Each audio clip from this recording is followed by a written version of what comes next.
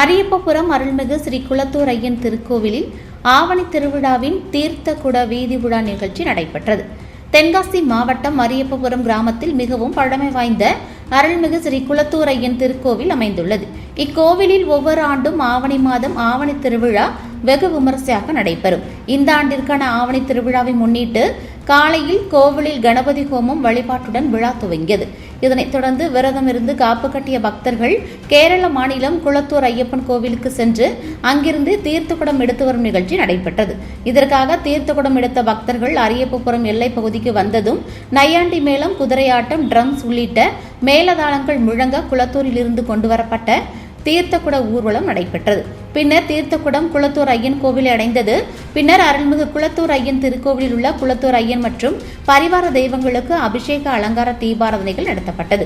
திருவிழாவின் முக்கிய நாளன்று நாளை இரவு கோவிலில் திருவிளக்கு பூஜை நடைபெறுகிறது.